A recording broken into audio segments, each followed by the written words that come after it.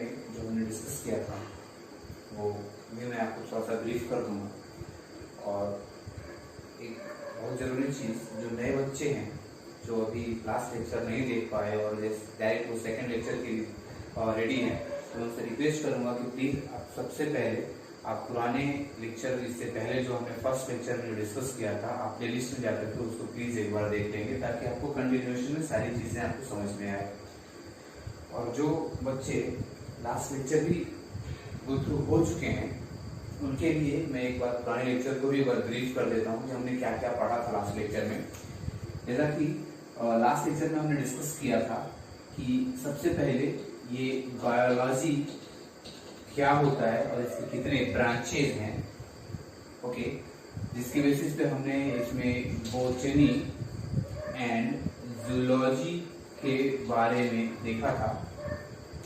फिर हमने बोटनी को डिफाइन किया था, which deals with the study of plant is called as botany. Zoology can be defined as the branch of biology which deals with the study of animals is what called as zoology. और biology को हमने as a branch of science बताया था, क्योंकि science की category में maths पढ़े आप, फिजिक्स पढ़े, केमिस्ट्री पढ़े, बायोलॉजी पढ़े, वो सारी चीजें साइंस के अंदर आती हैं, है ना। तो बॉटनी, जूलॉजी डिस्कस करने के बाद हम धीरे धीरे एक लिविंग और नॉन लिविंग की तरफ बढ़े थे, जिसमें हमने एक एग्जाम्पल लिया था। हमने कि भाई एक सेल है, एक दूसरा भी सेल है। ये जो सेल है हम कहते हैं कि ये है लिविंग, और ये जो दूसरा सेल है ये है नॉन लिविंग, मतलब ये डेड सेल है। ये सेल जो है ये डेड सेल है। तो इन दोनों के बीच में ऐसे क्या फैक्टर्स हैं जो मैच नहीं हो रहे हैं।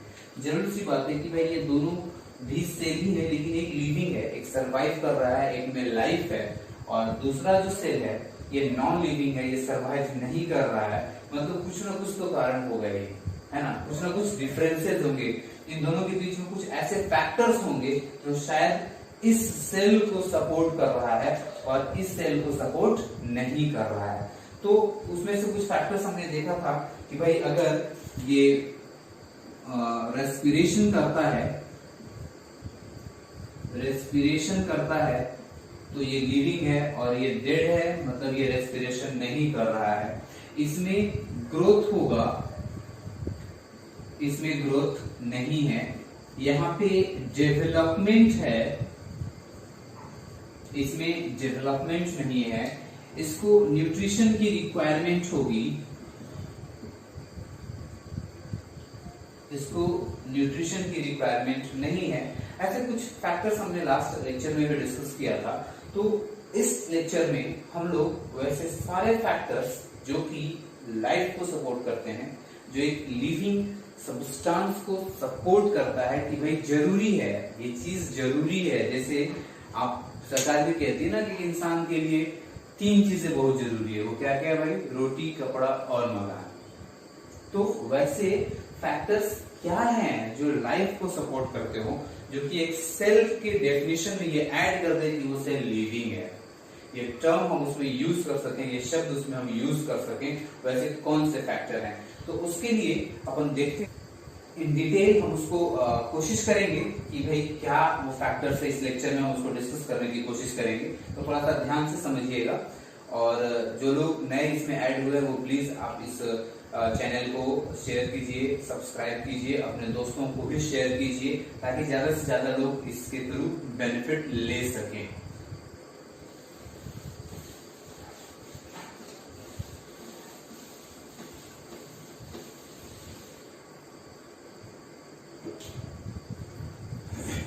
So, in this lecture, we are going to discuss about the life supportive factors, or those factors on the basis of which we can say a cell as living or dead, or we can say a substance, a material, a thing as living or non-living. So, factors chapter में जो हम main चीज देखेंगे वो होगा factors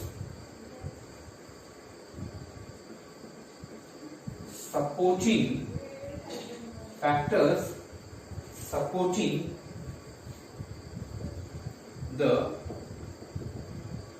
living things, or we can say it as living form as well. Living form. What are the factors on the basis of which we can distinguish the living things and non-living things, the living cell और non-living cell? हम living things की बात करते हैं generally, लेकिन जब हम biology पढ़ रहे हैं तो कहीं ना कहीं हर एक चीज एक सेल से जुड़ी होती है ना। तो लिविंग सेल भी आगे हम लोग यूज करेंगे, और नॉन लिविंग सेल ना करके तो उसे हम डेड सेल कहते हैं। जो लिविंग नहीं है वो डेड है, हम जानते हैं ये चीज। हम समाज में भी, अपनी सोसाइटी में जहाँ रहते हैं, जो चल फिर रहा है, जो घूम रहा है, जो खा रहा है, जो हर तरह के फंक्शंस कर रहा है, हम उसको लिविंग कहते हैं कि भाई ये जिंदा है। और जो कुछ नहीं कर रहा है, अचानक हम कहते हैं कि भाई वो डेड हो गया, मर गया वो, है ना। तो जो वैसे फैक्टर्स जो सपोर्ट करेगा लिविंग के लिए, जैसा हमने डिस्कस किया था पहला एक पॉइंट, कुछ एक चैप्टर इसमें हम थोड़ा सा डिटेल में हम देखेंगे चीजों को। जैसे मान लीजिए हम पहला फैक्टर लेते हैं कि अगर वो सेल डिवीजन करता है, अगर वो सेल डिवीजन करता है, तो generally what is cell division? फिर से एक सवाल आता है कि ये सेल डिवीजन एग्जैक्टली है क्या? सबसे पहले तो हमें ये समझने की जरूरत है ना। तो सेल का मतलब हम जानते हैं, सबसे पहले हम ये सीखेंगे कि व्हाट इज सेल, सेल किसे कहते हैं। तो सेल को डिफाइन करने के लिए, ये बचपन से भी आप पढ़ रहे होंगे, हर एक कई बार ये बहुत कॉमन सा वर्ड है जो हम लोग यूज करते हैं। सेल को हम कैसे डिफाइन करेंगे भाई? तो चलिए देखते हैं कि सेल क्या होता है। इसको हम कह सकते हैं, cell can be defined as the structural and functional unit of life। थोड़ा समझिएगा, बहुत डेप्थ है इस सेंटेंस में, बहुत ही ज्यादा डेप्थ है, और इसी पे पूरी दुनिया टिकी हुई है। Cell can be defined as, हमने क्या लिखा है? Structural and functional unit. Unit means इकाई होता है, इंग्लिश टर्म है जिसका हिंदी मतलब होता है इकाई। तो जो स्ट्रक्चर के लिए रिस्पॉन्सिबल हो और जो फंक्शन के लिए रिस्पॉन्सिबल हो। चलिए आपको मैं कहीं और दूर लेके नहीं जाता हूं, मैं सामने खड़ा हूं आपके, मतलब ये मेरा स्ट्रक्चर है, और ये जो कंप्लीट स्ट्रक्चर है it is made up of cell. ये सेल है, ये सेल है, हेयर सेल्स हैं, नेल्स भी वही सेल हैं, मतलब पूरी बॉडी जो बोन सेल्स हैं, जो बॉडी के बाहर की तरफ जो दिख रहा है और जो अंदर नहीं दिख रहा है, जो बिना काटे या फाड़े नहीं दिखेगा, जैसे किडनी, लीवर, वो सब भी क्या है? This all are cells. तो जो स्ट्रक्चर के लिए रिस्पॉन्सिबल हो और जो फंक्शन के लिए रिस्पॉन्सिबल हो, और इन दोनों की इकाई हो, मतलब the smallest base, the smallest part, जिसके बिना हम नहीं कह सकते हैं कि आगे अपन बढ़ेंगे। अब जैसे हम एक बिल्डिंग बनाते हैं तो उसकी नींव होती है बेस, है ना। तो बेस पहले तैयार करते हैं, तो वही बेस जो यूनिट है, जो इकाई है, जैसे हम लेंथ की एक स्मॉलेस्ट यूनिट लेते हैं और वेट का एक यूनिट लेते हैं, वैसे ही सेल क्या है? ये हम डिफाइन करेंगे एज स्ट्रक्चरल एंड फंक्शनल। क्यों? क्योंकि किसी भी ऑर्गेनिज्म के लिए, जैसे हम सेल से आगे थोड़ा सा हम बढ़ते हैं, सेल से आगे थोड़ा सा बढ़ते हैं कि जैसे मान लीजिए एक सेल है, ये जब ऑर्गेनाइज होता है तो ये टिश्यू बनाता है। ये कैसे स्ट्रक्चर के लिए रिस्पॉन्सिबल, मैं ये प्रूफ करके बताता हूं आपको। सेल टिश्यू बनाता है, टिश्यू जब ऑर्गेनाइज होते हैं एक साथ तो वो ऑर्गेन बनाता है, और बहुत सारे ऑर्गेन मिलकर के एक ऑर्गेन सिस्टम बनाता है। क्या बनाता है? तो ऑर्गेन सिस्टम बनाता है, और ये बहुत सारे सिस्टम अगर मिल जाए तब जाकर के ये एक ऑर्गेनिज्म को फॉर्म करता है। तो मैंने क्या कहा कि जो सेल है जब क्लम्प होगा, एक जगह जमा होगा, एक अलग स्ट्रक्चर फॉर्म करेगा, उसको हम टिश्यू कहेंगे। बहुत सारे टिश्यूज जब मॉडिफाई होंगे, क्लम्प होंगे, तो वो ऑर्गन कहलाएंगे। बहुत सारे ऑर्गन जब एक साथ मिलकर के किसी फंक्शन को प्रमोट करते होंगे तो उस एक सिस्टम फॉर्म करेंगे, जिसको ऑर्गन सिस्टम कहा जाएगा। और बहुत सारे सिस्टम जब किसी एक ऑर्गेनिज्म के लाइफ को सपोर्ट करे तो उसको हम, उस कंप्लीट बॉडी को हम एक ऑर्गेनिज्म कहते हैं। तो जैसे मान लीजिए सेल्स कौन से हैं भाई, सेल क्या है, जैसे मान लीजिए एपिथेलियल सेल हो गया या कार्डियक सेल हो गया। तो एपिथेलियल सेल स्किन में प्रेजेंट है, कार्डियक सेल हार्ट में प्रेजेंट है ना। वैसे ही टिश्यूज एपिथेलियल टिश्यूज हो जाएंगे, ये एपिथेलियल टिश्यूज हो जाएंगे।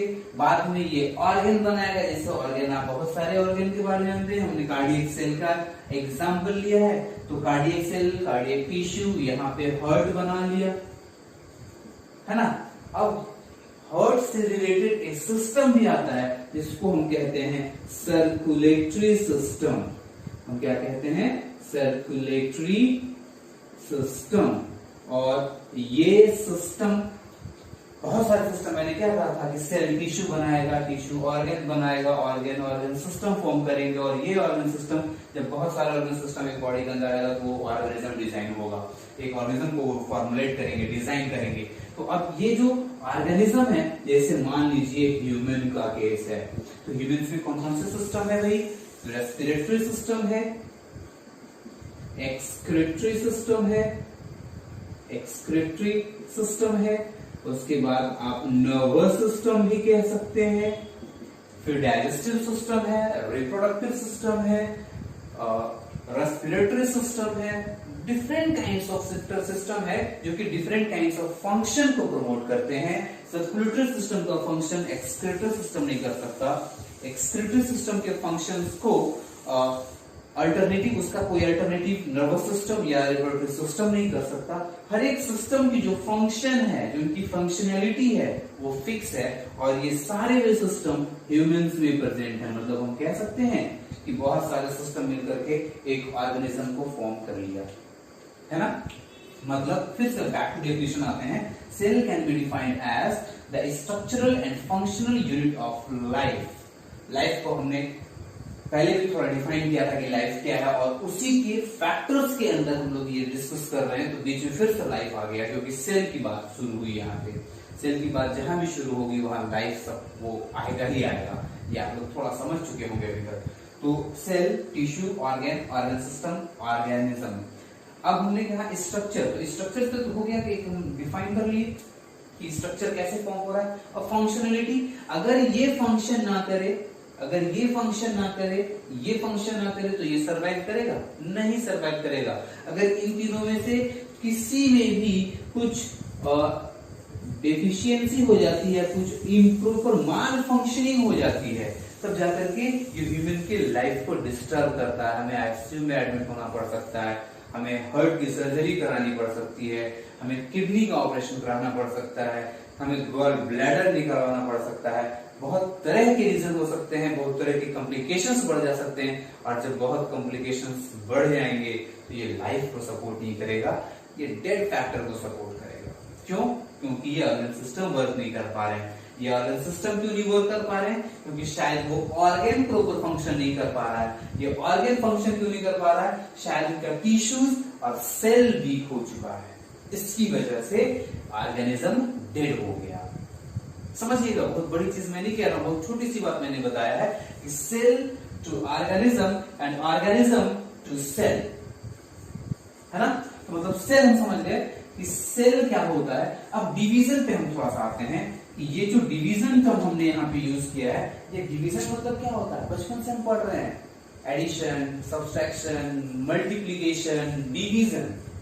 डिवाइड होना मतलब टूटना, चीजें डिवाइड हो रही है मतलब वो टूट रही है, ब्रेक हो रही है। मतलब सेल डिवीजन को एक लाइन में अपन क्या कह सकते हैं? Breaking down of cell, breaking down of cell. बहुत कॉमन शब्द में, सामाजिक लैंग्वेज में हम कह सकते हैं breaking down of cell. Cell टूट रहा है, टूटा। और जब ये सेल टूट रहा है तो क्या होगा, मुझे तो नहीं पता, जरा सा आप थोड़ा सा सोचेंगे इस चीज पे कि क्या होगा। जैसे मान लीजिए मैं एक सेल बनाता हूं, ये एक सेल मैंने बनाया है, ये एक सेल है, ये सेल टूटा तो क्या हुआ, ये 2 सेल बना, है ना। ये एक सेल है, इसको मैं थोड़ा सा अलग जगह बनाता हूं। ये मैं सेल यहां पे लेता हूं, ये सेल ब्रेक हो रहा है, फिर ये सेल भी ब्रेक हो रहा है, फिर ये सेल भी ब्रेक हो रहा है ना। ये डिवाइड कर रहा है, ये जो सेल है वो क्या कर रहा है, सेल डिवाइड कर रहा है। तो जब सेल डिवाइड कर रहा है तो क्या हो रहा है, सेल का नंबर इंक्रीज हो रहा है। क्या हो रहा है, सेल का नंबर इंक्रीज हो रहा है। जब सेल डिवाइड होगा तो सेल का नंबर इंक्रीज होगा। एक एग्जांपल लेते हैं फिर से, चलिए हम एक डंडा ले लेते हैं, है ना। शायद ये आपको प्रॉपर विजिबल ना हो, मैं दूसरा कलर यूज करता हूं। ये एक डंडा ले लेते हैं, ब्लैक एंड व्हाइट का कॉम्बिनेशन थोड़ा सा ज्यादा दिखता है। हमने इसको यहां से तोड़ दिया, बीच से तोड़ दिया। कितने टुकड़े, एक टुकड़ा मैंने किया, कितने बने, 2। फिर हमने इसको भी तोड़ा और फिर हमने इसको भी तोड़ा, मतलब फिर 2 टुकड़े कर दिए, कितने बन गए, 4। वैसे ही जब इनके टुकड़े बढ़ाएंगे, जब इनका तोड़ना फैक्टर जो है वो इंक्रीज करते जाएंगे, तो यहाँ पे जो फ्रैगमेंट्स होंगे वो बढ़ते चले जाएंगे। मतलब वो डंडा, एक बड़ा डंडा था, अभी एक छोटा छोटा 4 डंडा हो गया है। लेकिन चूंकि ये नॉन लिविंग है तो ये छोटा ही रह गया, और ये जो सेल है ये लिविंग है, तो जब ये ब्रेक होता है तो छोटा होता है, फिर धीरे धीरे बड़ा होता है, फिर वो मैच्योर करता है। ये एक बच्चा सेल है, इसमें डेवलपमेंट शुरू होगा, ग्रोथ स्टार्ट होगा, और जब ग्रोथ स्टार्ट होगा तो फर्दर ये और मैच्योर करेगा, मैच्योरिटी गेन करेगा, और फिर वो डिवीजन की कैपेबिलिटी को गेन करेगा, और उसकी कैपेसिटी जैसे ही ये गेन करेगा फिर से वो डिवाइड करेगा। फिर ये बच्चा सेल है, फिर ये धीरे धीरे बड़ा होगा, मैच्योर करेगा, फिर ये फिर डिवाइड करेगा।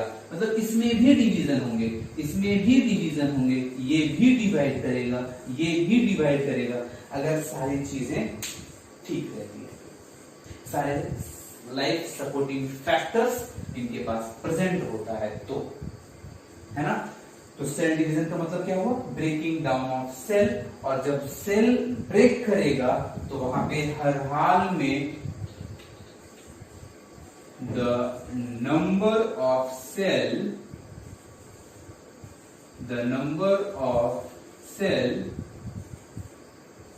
increases, सेल का नंबर क्या होगा, इंक्रीज करेगा, और सेल का जब नंबर इंक्रीज करेगा तो फर्दर यहां पे क्या होगा, arrangement of cell, sequential arrangement या सिस्टमेटिक अरेंजमेंट। हम जो टर्म यूज कर रहे हैं, हम कई टर्म्स यूज कर सकते हैं, वो आप पे डिपेंड करता है कि आप कैसा आपको अच्छा लगता है, क्या टर्म आपको इजी वे में आप ग्रास्प कर लेते हैं। सिक्वेंशियल और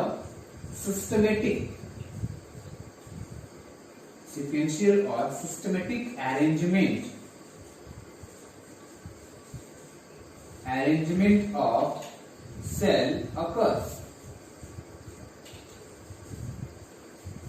मतलब क्या हुआ, सेल डिवाइड हुआ, मतलब वो ब्रेक हुआ। सेल का जब डिवीजन होगा तो नंबर ऑफ सेल इंक्रीज करेगा। आप फ्यूचर में थोड़ा सा याद रखेंगे, मैं एक शॉर्टकट यूज करूंगा ऐसा इंक्रीज के लिए, है ना। तो सेल का नंबर इंक्रीज करेगा, और जब सेल का नंबर इंक्रीज करेगा तो sequential systematic arrangement of cell होगा।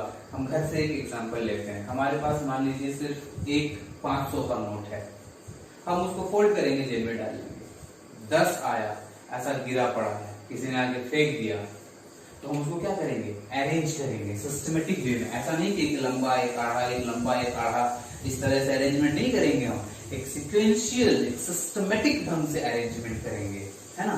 तो वही मैंने बोला कि नंबर ऑफ सेल जब ये बढ़ रहा है एक सेल से, ये मान लीजिए फर्स्ट डिवीजन है, this is what the first division, ये सेकेंड डिवीजन है, तो हर एक डिवीजन, ऐसे ही ये थर्ड डिवीजन है, आगे 4, 5, 6, 8, 9, 10 होता जाएगा, मतलब सेल का नंबर बढ़ता जाएगा। और सेल का जब नंबर बढ़ेगा तो यहाँ पे क्या होगा, एक सीक्वेंशियल और सिस्टमेटिक अरेंजमेंट होगा। ये सीक्वेंशियल अरेंजमेंट कैसा होगा भाई, ये कुछ इस तरह का होगा। जैसे मान लीजिए नंबर बढ़ गया तो पहले एक ऐसा लेयर है, मान लीजिए सेल का कुछ ऐसा एक लेयर है, ठीक है। तो ये जो सेल का लेयर है, बाद में जब ये सेल डिवाइड होना शुरू करेगा, ये सब सेल जब डिवाइड होना शुरू करेगा तो ये ऊपर की तरफ शिफ्ट होगा या नीचे की तरफ भी शिफ्ट होगा, जिधर इनका स्पेस होगा उधर वो शिफ्ट करेंगे, है ना। तो अब इनका जब नंबर इंक्रीज होगा तो कुछ ऐसा ये अरेंज होंगे एक दूसरे के ऊपर, एक दूसरे के ऊपर इनका अरेंजमेंट होगा। और जब एक दूसरे के ऊपर अरेंजमेंट होगा तो आप देख सकते हैं कि इसमें क्या हो रहा है भाई, ग्रोथ हो गया। इसमें क्या हुआ, ग्रोथ हो गया। और ग्रोथ हुआ है मतलब हमने सेल डिवीजन से स्टार्ट किया था और हम ग्रोथ तक पहुंच गए, क्योंकि स्टार्टिंग क्या है, स्टार्टिंग तो यहीं पे थी, बस इतनी सी इसकी हाइट थी। अभी जाकर के ये हाइट इतनी होगी, मतलब हाइट में इंक्रीज हुआ है। हाइट में क्या हुआ है, इंक्रीज हुआ है, मतलब ग्रोथ हुआ है। तो फिर से स्टार्ट करते हैं। सेल डिवीजन मतलब breaking down of cell, the number of cell increases, cell का नंबर इंक्रीज करेगा, सिस्टमेटिक और सीक्वेंशियल अरेंजमेंट होगा। और जब इनका ये अरेंजमेंट हुआ तो जब आगे जाकर के ये ग्रोथ को सपोर्ट करेंगे। मतलब यहीं से हमें दूसरा फैक्टर भी मिल गया कि जब सेल डिवीजन होगा, जब सेल डिवीजन होगा तो कहीं ना कहीं जो दूसरा फैक्टर हमारा है, जो कि ग्रोथ कह सकते हैं, सेल डिवीजन के बाद जो दूसरा फैक्टर है जिसको हम ग्रोथ कह सकते हैं, ये ग्रोथ को सपोर्ट करेगा। मतलब सेल डिवीजन जब होगा तो फिर ग्रोथ होगा। तो अब हम डिस्कस करते हैं कि भाई ग्रोथ क्या है हमारा। हमने पहले ही आपको बताया है कि कुछ भी चीज स्टार्ट करने से पहले आप ये साइंस जब भी आप पढ़ेंगे तो कुछ क्वेश्चंस आप राइज करेंगे, व्हाई एंड हाउ, क्यों और कैसे। जब ये दो शब्द के आंसर को आप जब ढूंढेंगे तो आपको कॉन्सेप्ट बहुत जल्दी समझ में आएगा और रटने की जरूरत नहीं पड़ेगी आपको, है ना। तो थोड़ा सा मैं यहाँ पे आपको बता दूं, जो डिवीजन हो रहा है, मैंने लास्ट लेक्चर में भी बताया था कि इसको बोला जाता है पेरेंट सेल या प्री डिवीजन सेल भी कह सकते हैं, प्री एग्जिस्टिंग सेल भी कह सकते हैं पेरेंट सेल को, क्योंकि ये पहले से एग्जिस्ट कर रहा है, एग्जिस्टिंग सेल। ये पोस्ट डिवीजन सेल फॉर्म हुआ है तो हम इसको पोस्ट डिवीजन सेल भी कह सकते हैं, या फिर we can also say it as new cell, और we can say it as daughter cell. तो जो लड़के हैं, आप कहीं किसी थाने नहीं जाएंगे इस चीज के लिए कि भाई इसको सन सेल क्यों नहीं कहा गया, इसको डॉटर सेल हमने क्यों कहा, है ना। जो साइंटिस्ट डिवाइड किए थे, थोड़ा सा बच्चियां मासूम दिखती है तो छोटा सेल भी ये मासूम दिखता है, बहुत प्यारा दिखता है। छोटे चीजें जो छोटी होती है वो बहुत प्यारी दिखती है, तो इसकी वजह से शायद इसको डॉटर सेल बोल दिया हो गया, सन सेल नहीं कहा गया उनको, है ना। तो डॉटर सेल, अब ये जब डिवाइड कर रहा है तो अब ये डॉटर सेल नहीं, अब ये पेरेंट सेल हो जाएगा, ये डॉटर सेल होगा। फिर जब ये डिवाइड करेगा तो ये पेरेंट सेल हो जाएगा और आगे वाला डॉटर सेल हो जाएगा, ठीक है। तो अब हम लोग ग्रोथ को थोड़ा सा डिस्कस करते हैं कि बेसिकली ग्रोथ है क्या, है ना। अब हम ग्रोथ की तरफ बढ़ेंगे। तो ग्रोथ क्या है भी, तो इसको भी लिखते हैं। ग्रोथ मतलब क्या हुआ, जैसे हमने यहाँ पे आपको बताया था कि थोड़ा ये मिट गया है, मैं फिर से इसको बना देता हूँ।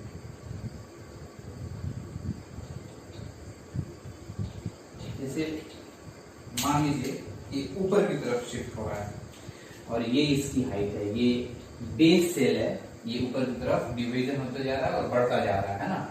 तो ये है और ये है, दो हाइट है, ये H1 है ये H2 है, मतलब ये जो H1 हाइट है ये कुछ स्पेस लेगा, इसकी कुछ वॉल्यूम होगी, इनका कुछ सेल का साइज होगा, कुछ शेप होंगे, है ना। तो अगर कुछ चेंज हो रहा है, कुछ चेंज हो रहा है, मतलब ये हाइट इतनी सी थी और after time t, after time t, इसको मैं एच टी रख देता हूं, आफ्टर टाइम टी और h naught, height, initial height और height after time t, initial height और हाइट आफ्टर टाइम टी। तो देखिए इसमें सीधे सीधे दिख रहा है कुछ डिफरेंस है, मतलब ग्रोथ को हम क्या कह सकते हैं भाई, ग्रोथ वो चीज है जिसमें कुछ चेंज हुआ,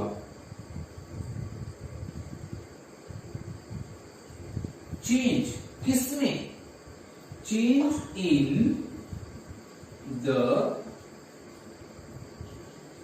previous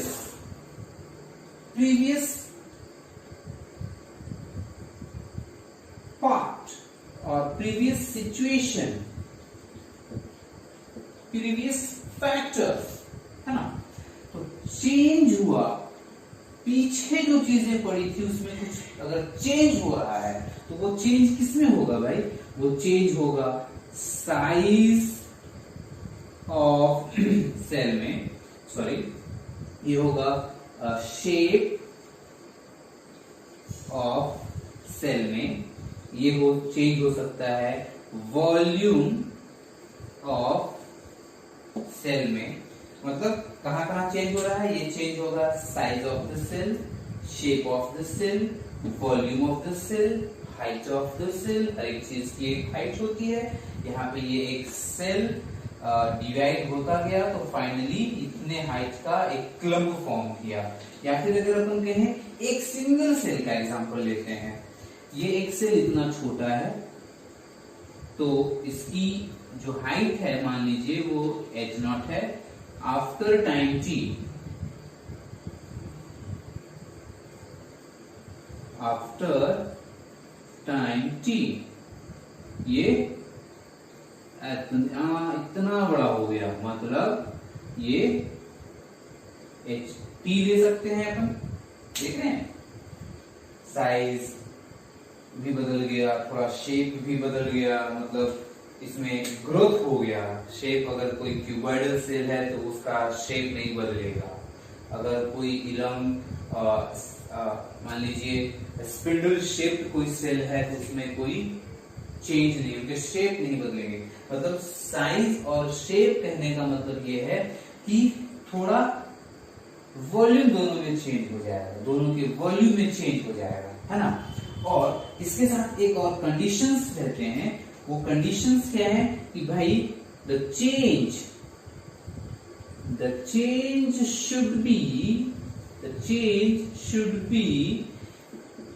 irreversible, the change should be irreversible means what, अगर यहाँ पे ये हाइट है, ये साइज है सेल की, तो वो बाद में ये बनाया है, थोड़ा बड़ा हुआ है, अब ये वापस अगर ये आ जाता है तो इसमें हम ग्रोथ नहीं कहेंगे, ये रिटर्न बैक नहीं आना चाहिए। मतलब क्या हुआ, अगर कोई एक प्रोडक्ट है जो कि A है, सॉरी रिएक्टेंट है या सबस्ट्रेट है, वो जाकर के ये B बना रहा है, कुछ A एक कुछ ऐसा चीज है जो कि बाद में B बना रहा है, तो ये क्या हुआ, चेंज हुआ, चेंज हो गया। लेकिन अगर B फिर से A में आ गया, अगर B फिर से A में कन्वर्ट हो गया तो ये क्या हो गया, रिवर्सिबल हो गया। ये क्या हुआ, रिवर्सिबल हुआ। तो जब ये रिवर्सिबल हो गया तो इसमें हम ग्रोथ नहीं कहेंगे, मतलब ये सेल यहां से बढ़ करके इतना बड़ा हुआ और फिर वापस इतना छोटा हो गया, समझ रहे हैं। मतलब एक एग्जांपल लेते हैं, छोटा बच्चा घर पे, कोई छोटा सा प्यारा सा बच्चा अगर घर पे आता है, पैदा होता है, तो बाद में वो बड़ा होता है, तो क्या वो बच्चा फिर से वापस छोटा हो जाता है, नहीं होता। और अगर वो छोटा हो गया मतलब कोई ग्रोथ नहीं हुआ, है ना। तो growth should be irreversible. So now we are going to define that growth. Growth क्या होगा,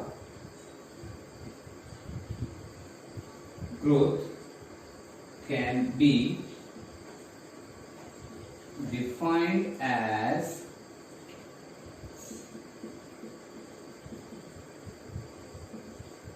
irreversible change in the size and volume of the cell. irreversible change या फिर अपन लिख सकते हैं irreversible increase. irreversible increase or change.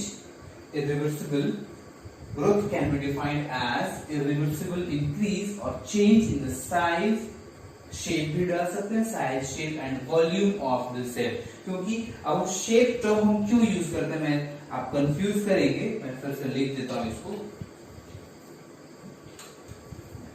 Growth क्या है भाई? Growth can be defined as irreversible increase और change in the size, shape and volume of the cell.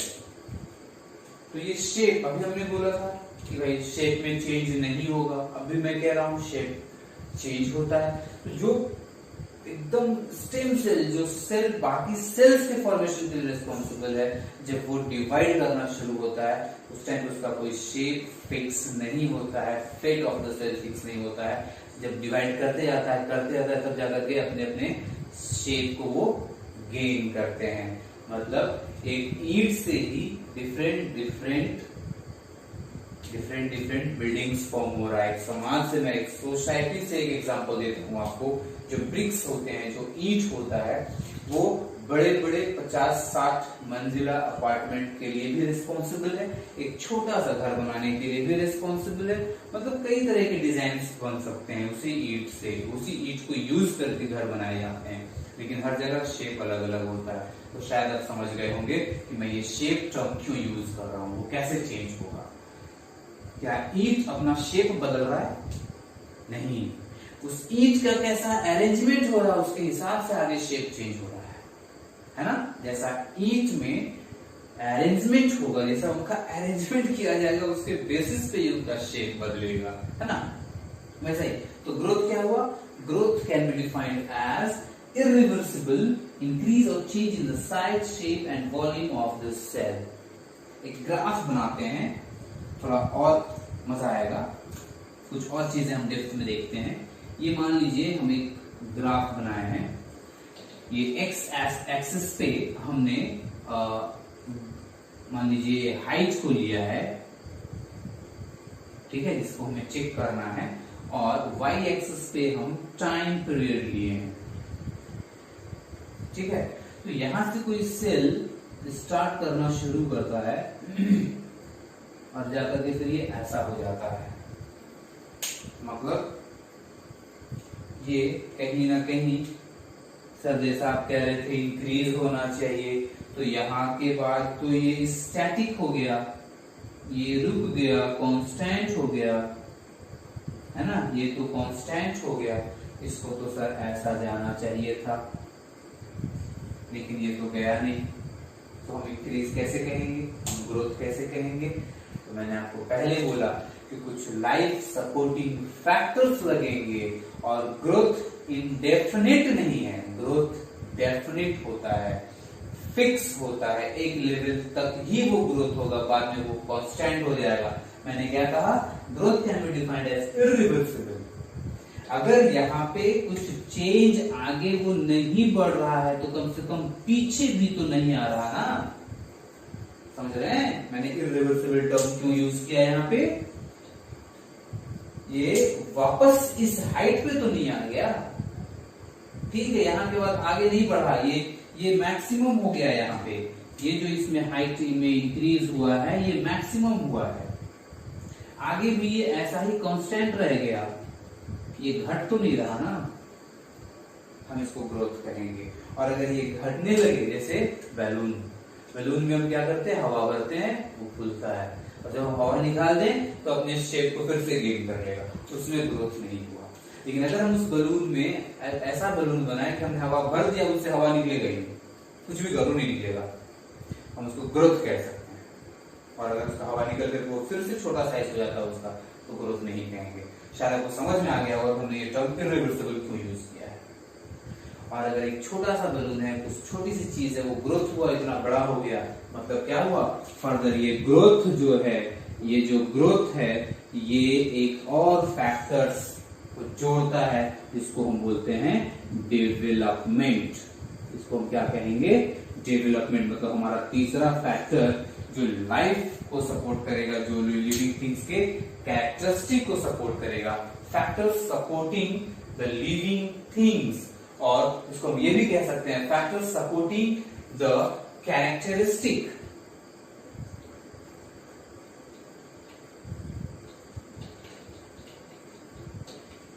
Characteristic of living things, या फिर मैं ये भी कह सकता हूं characteristic of the living things. आपको जो हेडिंग बनाना है बना सकते हैं, सब्जेक्ट वही रहेगा, सिर्फ सेंटेंसेस बदलेंगे, रटने की जरूरत नहीं। मैं फैक्टर यूज कर रहा हूं तो सेल डिवीजन भी एक फैक्टर है, ग्रोथ भी एक फैक्टर है, और अगर ग्रोथ हुआ है तो वहां पे डेवलपमेंट होगा, ये भी एक तरह का फैक्टर है। डेवलपमेंट मतलब क्या होगा, it is a kind of better change, better change, कुछ बढ़िया अगर हो रहा है तो हम कहेंगे डेवलपमेंट है।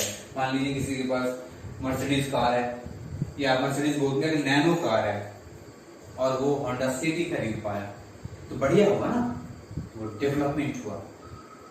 लेकिन अगर किसी के पास मर्सिडीज है और वो अगले साल जब उससे आप मिलते हैं तो उसके पास होंडा सिटी है, तो डेवलपमेंट नहीं हुआ, वो डी ग्रोथ हुआ, वहां पे डी ग्रोथ हुआ, कोई बेटर चेंज नहीं हुआ है।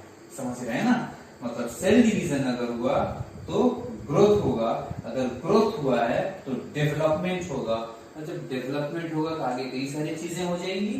क्या होंगी भाई, वो भी अपन देखते हैं। मैंने आपको फर्स्ट लेक्चर में कहा था आपने कि कभी भी सब्जेक्ट के ऊपर एक चेन बनाने की कोशिश कीजिए। Always try to make a chain between the topics और try to make a bridge between the